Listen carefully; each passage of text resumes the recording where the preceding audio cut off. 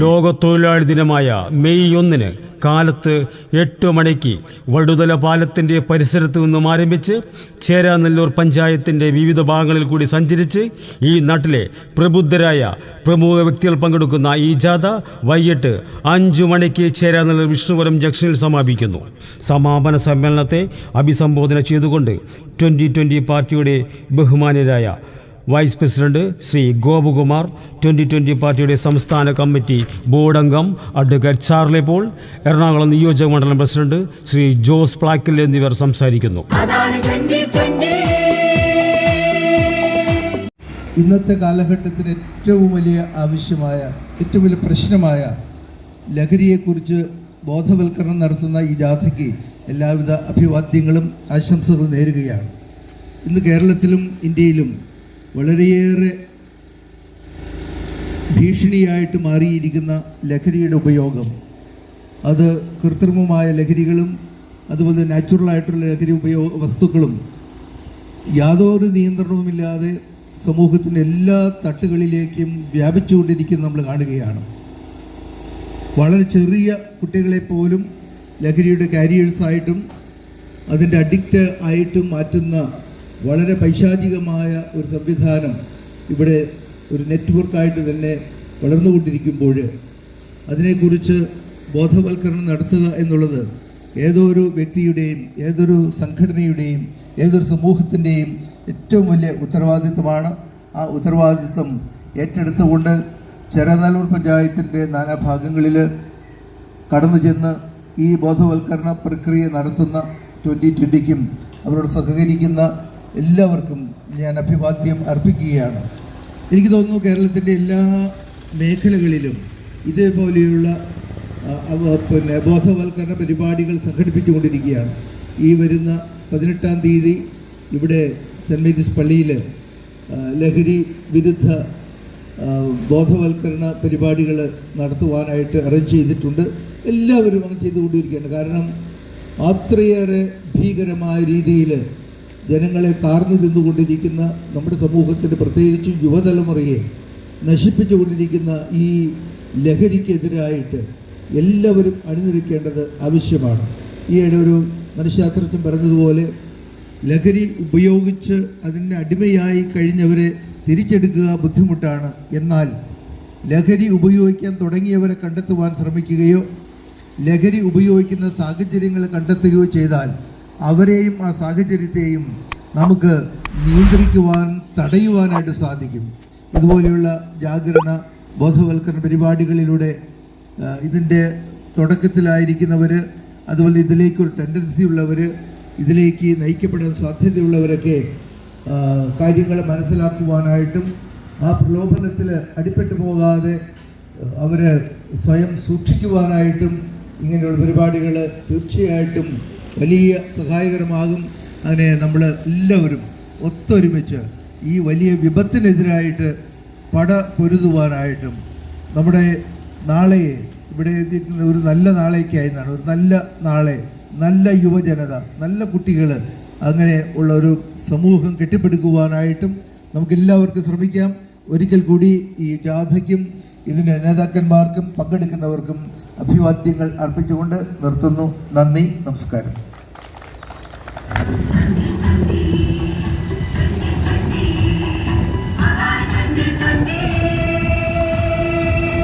അഴിമതിയും കൊള്ളയും കൊലപാതകവും അക്രമങ്ങളും ഗുണ്ടാബിലവും മുഖമൂല്യം ലഹരി വ്യാപനവും ഇല്ലാത്ത ഒരു ഭരണമാണ് നിങ്ങൾ ആഗ്രഹിക്കുന്നതെങ്കിൽ 2020 പാർട്ടിയോടൊപ്പം അണിചേരുക.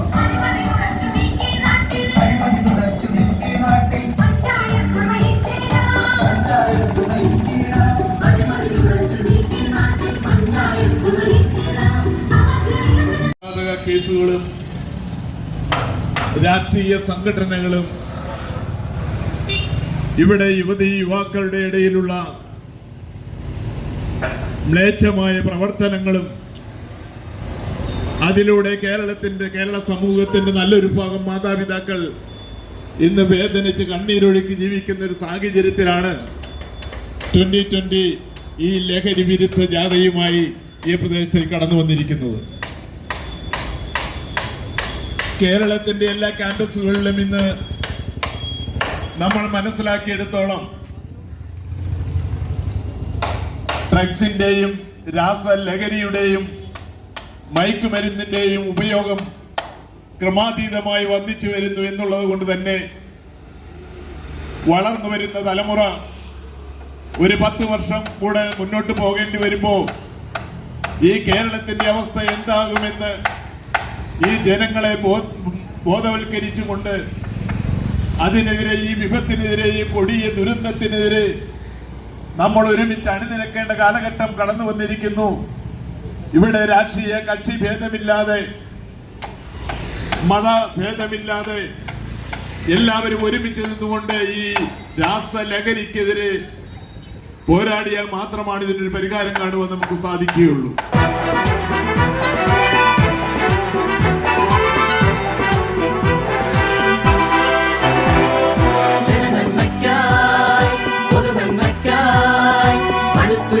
പ്രസ്ഥാനം 2020 ജനനന്മയ്ക്കായി പൊതുനന്മയ്ക്കായി പടുത്തുയർത്തിയ പ്രസ്ഥാനം 2020 ജനമനസ്സുകളിൽ ഒരു തീക്കനലായി ഉദിച്ചുയർന്നൊരു പ്രസ്ഥാനം 2020 പാർട്ടി എന്നും ജനങ്ങളോടൊപ്പം നിൽക്കുന്ന ഒരു പാർട്ടിയാണ്. വ്യവസ്ഥാപിത രാഷ്ട്രീയ പ്രസ്ഥാനങ്ങളിൽ നിന്നും തീർത്തും വ്യത്യസ്തമായി ജനങ്ങളെ അണിനിരത്തിക്കൊണ്ട് ജനങ്ങളുടെ ഭാഗമായി ജനങ്ങൾക്ക് വേണ്ടി പാർശ്വവൽക്കരിക്കപ്പെട്ട ജനവിഭാഗങ്ങൾക്ക് വേണ്ടി എന്നും പ്രവർത്തിക്കുന്ന ഒരു രാഷ്ട്രീയ പ്രസ്ഥാനമാണ് 2020 പാർട്ടി. ഇപ്പൊ പഞ്ചാബിനേക്കാൾ മുകളിലായി ലഹരിക്ക് അടിമപ്പെട്ട് കുറ്റകൃത്യങ്ങളിൽ ഏർപ്പെടുന്ന സംസ്ഥാനങ്ങളെ എടുത്ത് നോക്കിയാൽ അതിൽ ഏറ്റവും ഒന്നാം സ്ഥാനത്ത് ലഹരിക്ക് അടിമപ്പെട്ട് കുറ്റകൃത്യങ്ങൾ നടക്കുന്ന ഒരു സംസ്ഥാനമായി കേരളം മാറിയിരിക്കുന്നു. ഇത് ഞാനോ 2020 പാർട്ടിയോ പറയുന്നതല്ല.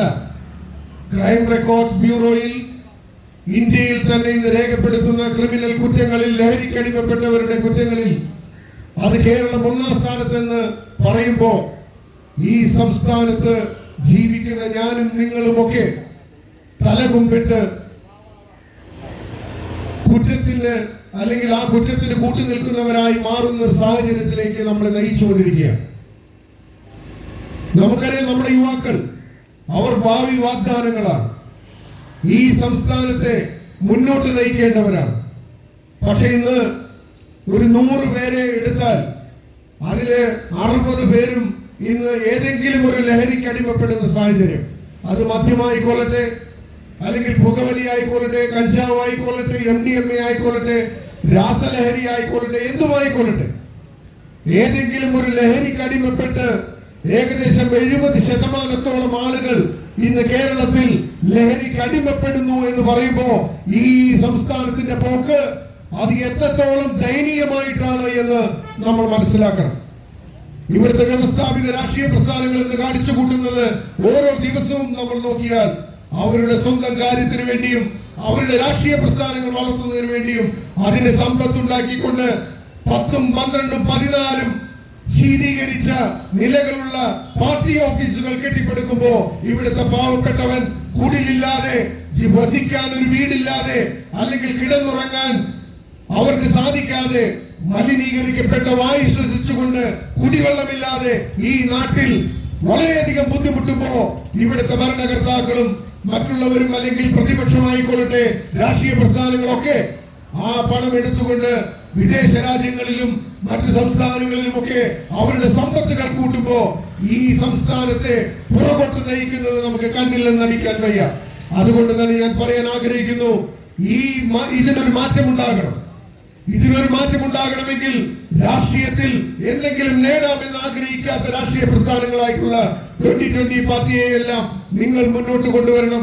അതിനോടുകൂടി അണിനിരക്കണം. ഈ ജനങ്ങൾക്ക് വേണ്ടി, ജനക്ഷേമത്തിന് വേണ്ടി, പാർശ്വവൽക്കരിക്കപ്പെട്ട ജനവിഭാഗത്തിന് വേണ്ടി, യുവതലമുറയ്ക്ക് വേണ്ടി നമ്മൾ എല്ലാവരും ഉണ്ടാകണമെന്ന് ഞാൻ അഭ്യർത്ഥിക്കുകയാണ്. അതുകൊണ്ട് എന്നും 2020 പാർട്ടി ഇത് മുന്നിൽ നിന്ന് നയിക്കാൻ ഒപ്പമുണ്ടാകുമെന്ന് മാത്രം പറഞ്ഞുകൊണ്ട് ഈ യോഗം, ഈ സമാപന യോഗം ഔപചാരികമായി ഉദ്ഘാടനം ചെയ്തതായി പ്രഖ്യാപിച്ചുകൊണ്ട് ഞാൻ എന്റെ വാക്കുകൾ ഉപസംഹരിക്കുന്നു. നന്ദി, നമസ്കാരം. ജയ് 2020.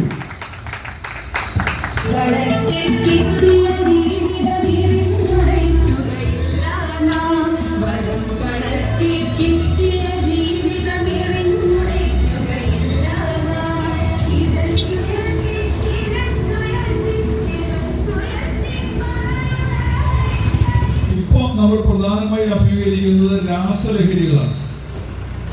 രാസലഹരിയേക്കാൾ കൂടുതൽ കേരളത്തെ ബാധിച്ചിട്ടുള്ളതും ഇന്ത്യയെ ബാധിച്ചിട്ടുള്ളതും മദ്യം തന്നെയാണ്. പക്ഷെ അത് പറയുമ്പോൾ ഒരുപാട് പേർക്ക് പ്രശ്നം ഉണ്ടാകുന്നതുകൊണ്ട് രാസലഹരിയിൽ തന്നെ കേന്ദ്രീകരിച്ച് ഞാൻ പറയാം. രാസലഹരി 2016 വരെ നമ്മുടെ കേരളത്തിൽ ഉണ്ടായിരുന്നില്ല. ഉണ്ടായിരുന്നത് രാസലഹരിയല്ല, കഞ്ചാവാണ്. മദ്യവും കഞ്ചാവാണ്. മദ്യം കഴിഞ്ഞാൽ ഏറ്റവും ഉപയോഗിക്കുന്നത് കഞ്ചാവ് തന്നെയാണ്. ഇപ്പൊ സിനിമാ താരങ്ങളെ കുറിച്ച് ബഹുമാനപ്പെട്ട ഗോകുമാർ സാർ പറഞ്ഞു, അവരുപയോഗിക്കുന്നത് ഹൈബ്രിഡ് കഞ്ചാവാണ്. ഹൈബ്രിഡ് കഞ്ചാവ് എന്ന് പറയുന്നത് പ്രത്യേകിച്ച് ശീതീകരിച്ച മുറികളിൽ പ്രത്യേക പരിപാലനം നൽകി വളർത്തുന്ന കഞ്ചാവാണ്. അതിന് വലിയ വിലയാണ് ഈടാക്കുന്നത്. അതാണ് സിനിമാ താരങ്ങളൊക്കെ ഉപയോഗിക്കുന്നത്. ഇത് ഉപയോഗിച്ച് കഴിയുമ്പോൾ എന്താ പ്രശ്നം എന്ന് ചോദിച്ചാൽ തലച്ചോറിന്റെ എല്ലാ സിസ്റ്റത്തെയുമാണ് ബാധിക്കുന്നത്. അതുകൊണ്ട് ഏറ്റവും പ്രധാനപ്പെട്ടതാണ് ഫ്രണ്ടൽ ലോബ് എന്ന് പറയുന്നത്. ആ ഫ്രണ്ടൽ ലോബില് തീരുമാനമെടുക്കാനുള്ള കഴിവ്, വിവേചന അധികാരം, അങ്ങനെ ഒരുപാട് വിഷയങ്ങൾ ഫ്രണ്ടൽ ലോബിലാണ്. പ്രീ ഫ്രോണ്ടൽ ലോബ് എന്ന് പറയുന്നത് കോർട്ടെക്സ്, പ്രീ ഫ്രോണ്ടൽ കോർട്ടെക്സ് എന്നൊക്കെ പറയും. ആ കോർട്ടെക്സിന് തകരാറ് സംഭവിക്കുമ്പോൾ വിവേചനാധികാരമില്ലാതെ മനുഷ്യൻ മൃഗത്തെ പോലെ പെരുമാറും. അതുകൊണ്ടാണ് ലഹരി മരുന്ന് ഉപയോഗിക്കുന്ന ആളുകളുടെ മനോനില തെറ്റിപ്പോകുന്നത്. ഒപ്പം തന്നെ തലച്ചോറിന്റെ ന്യൂറോണുകൾ, കോടാനുകോടി ന്യൂറോണുകൾ ചേർന്നതാണ് തലച്ചോറ് എന്ന് പറയുന്നത്. ആ ന്യൂറോണിലൂടെ രാസപദാർത്ഥങ്ങളും ഒക്കെ കൈമാറ്റം ചെയ്യപ്പെടുന്നുണ്ട്. അതൊക്കെ ഛിന്ന ഭിന്നമായി പോവുകയാണ്. ഛിന്ന ഭിന്നമായി പോയ ശേഷം നമ്മളിപ്പോ ഒരു 6 മാസക്കാലം MDMA പോലുള്ള മയക്കുമരുന്ന് ഉപയോഗിച്ച് കഴിഞ്ഞാൽ, നമ്മൾ ചികിത്സിച്ചു കഴിഞ്ഞാലും തലച്ചോറിന് ഡാമേജ് സംഭവിച്ചു കഴിഞ്ഞു. പൂർവ്വസ്ഥിതിയിലേക്ക് കൊണ്ടുവരിക അത്ര എളുപ്പമല്ല. നിങ്ങളിപ്പോ ഷൈൻ ടോം ചാക്കോയുടെ ഇന്റർവ്യൂ കണ്ടിട്ടുണ്ടാവും. നമുക്കറിയാം അദ്ദേഹം നോർമൽ അല്ല. കഴിഞ്ഞ ദിവസം അദ്ദേഹം തന്നെ പറഞ്ഞു, ഞാൻ നോർമൽ അല്ല, ഞാൻ ബാംഗ്ലൂരിൽ ചികിത്സയിലായിരുന്നു. മിനിഞ്ഞാന്ന് അദ്ദേഹത്തെ എറണാകുളത്തെ നോർത്ത് പോലീസ് സ്റ്റേഷനിൽ കൊണ്ടുവന്ന ശേഷം അദ്ദേഹം പറഞ്ഞു, ഞാൻ ചികിത്സയിലാണ്, ഞാൻ ലഹരിക്ക് അടിമയാണ്. അതുകൊണ്ട് അദ്ദേഹത്തെ പോലീസ് തന്നെ കൊണ്ടുപോയി തൊടുപുഴയിൽ ഇപ്പൊ ലഹരി മോചന ചികിത്സയിലാണ്. എത്ര കാലം ലഹരി മരുന്ന് ഉപയോഗിച്ചോ അത്രയും കാലം നമ്മൾ ചികിത്സിക്കേണ്ടതായിട്ടുണ്ട്. നമുക്കിപ്പോ ഈ ബ്രെയിനിൽ വന്നിട്ടുള്ള ഡാമേജുകളെ ക്യൂർ ചെയ്യാൻ പറ്റാത്തതുകൊണ്ട് ഇതിൽ രക്ഷപ്പെട്ട് വന്നാലും കുറെ കാലം ഉപയോഗിച്ചവരാണെങ്കിൽ ഒരു ജീവച്ചവം പോലെ വെജ് ലൈഫ് മുന്നോട്ട് കൊണ്ടുപോകാനേ പറ്റുള്ളൂ. മദ്യം പിന്നെയും നമുക്ക് 10-30 ദിവസത്തെ ചികിത്സ കൊണ്ട് രക്ഷപ്പെട്ട് പോരാൻ കഴിയും. എന്നാലും 60-100 പേരെ ചികിത്സിച്ചാൽ 60 പേരും വീണ്ടും അതിനകത്ത് അടിപ്പെട്ടു പോകും. നമുക്കിപ്പോ ഷുഗർ, കൊളസ്ട്രോൾ പോലെ അധികം നിയന്ത്രിച്ച് നിർത്താൻ പറ്റിയാലും വീണ്ടും അത് കൂടുമെന്ന് പറഞ്ഞ പോലെ തന്നെ മയക്കുമരുന്ന്, ലഹരിയൊക്കെ ഉപയോഗിച്ച ആളുകൾ വീണ്ടും അതിനകത്തേക്ക് പോകാനുള്ള സാധ്യത കൂടുതലാണ്. വിശ്വസിക്കുന്നു. ആ പോരാട്ടത്തിന് നേരത്തെ കൊടുത്ത ചേരാനൂർ എറണാകുളം നിയോജക കമ്മിറ്റി കമ്മിറ്റിയും ചേരാനൂരിന്റെ പ്രവർത്തകരെയും നിയോജക പ്രസിഡന്റ് ശ്രീ ജോസ് പാക്കലിനെയും ഒരിക്കൽ കൂടി അനുവദിച്ചുകൊണ്ട് ഞാൻ വാക്കുകൾ പൂർണ്ണമാക്കുന്നു. നന്ദി, നമസ്കാരം. അവന്റെ ശവക്കുഴിക്ക് അവൻ തന്നെയാണ് മണ്ണ് കോരുന്നതെന്ന് അവനോ അവന്റെ മാതാപിതാക്കളോ അറിയുന്നില്ല.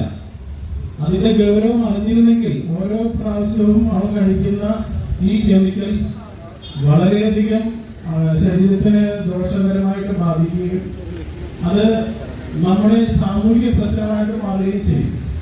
നമ്മുടെ ജോസ് ആദ്യത്തെ വളരെ ഭംഗിയായിട്ട് സംഘടിപ്പിച്ചു. അദ്ദേഹത്തിന് നമ്മുടെ 2020 എല്ലാവരും പിന്നെ ഈ അവസരത്തിൽ നല്ലൊരു കൈയടി ഇങ്ങനെ കേട്ടോ, എനിക്ക് നാളെ ഓക്കെ, താങ്ക് യു. കാരണം ഒരു പ്രോഗ്രാം കണ്ടക്ട് ചെയ്തതുപോലെ വിജയിപ്പിക്കണമെങ്കിൽ അതിന്റെ പിന്നിൽ കുറെ ബുദ്ധിമുട്ടുകളുണ്ട്. സുഖമാണ്, പറഞ്ഞു തീർക്കാൻ സുഖം, പെട്ടെന്ന് നടക്കും. നമ്മുടെ യുവാക്കൾക്ക് വിദ്യാഭ്യാസം ഇല്ലാഞ്ഞിട്ടല്ല, നമ്മുടെ കുടുംബത്തിലെ സാധാരണക്കാരൻ പോലും അങ്ങനെയുള്ളതൊക്കെ വിറ്റിട്ടാണെങ്കിലും മക്കൾ നല്ല വിദ്യാഭ്യാസം നേടി, നല്ല ജോലി നേടി, നല്ല വരുമാനത്തോടു കൂടി അടിച്ചുപൊളിച്ച് ജീവിക്കണം തന്നെ എല്ലാവരും ഏറ്റവും സാധാരണക്കാരൻ പോലും ചിന്തിക്കുന്നതാണ്. പക്ഷേ ഈ വിദ്യാഭ്യാസം കൊടുത്ത് നല്ല വിദ്യാഭ്യാസം ഇല്ലാഞ്ഞിട്ടല്ല, വിദ്യാഭ്യാസം കഴിഞ്ഞ് ഇറങ്ങിയിട്ടാണ് പിന്നെ ഈ പറഞ്ഞ പോലെ ജോലി ഇല്ലാണ്ട് വരുമ്പോൾ ഒരുമിച്ച് കൂടി പഠിച്ച് എന്ത് ചെയ്യാൻ പറ്റുമെന്ന് ചിന്തിച്ച് അതിനെക്കുറിച്ച് ഇങ്ങനെ പലവട്ടമാവുമ്പോൾ കൂട്ടത്തിലുള്ളവർ എന്തെങ്കിലുമൊക്കെ പുതിയ ഉണ്ട്. നമ്മൾ ഈ വലിയ പരിപാടിക്ക് പോകുമ്പോൾ നിറച്ച് വിഭവങ്ങളുണ്ടാവും. എല്ലാത്തിനും വരുന്നത് പുതിയത് കാണുമ്പോൾ ഇതെന്താണെന്ന് ടേസ്റ്റ് ചെയ്ത് നോക്കാമെന്ന് തോന്നലുണ്ടാവും, കാണാത്ത സാധനം കാണുമ്പോഴേ. അതുപോലെ നമ്മുടെ യുവാക്കൾ പുതിയത് വരുമ്പോൾ ഒന്ന് നോക്കാം, പക്ഷെ നോക്കിക്കഴിഞ്ഞാൽ പിന്നെ പോരാൻ പണിയാ. അതാണിപ്പോൾ നമുക്ക് സംഭവിച്ചുകൊണ്ടിരിക്കുന്നത്.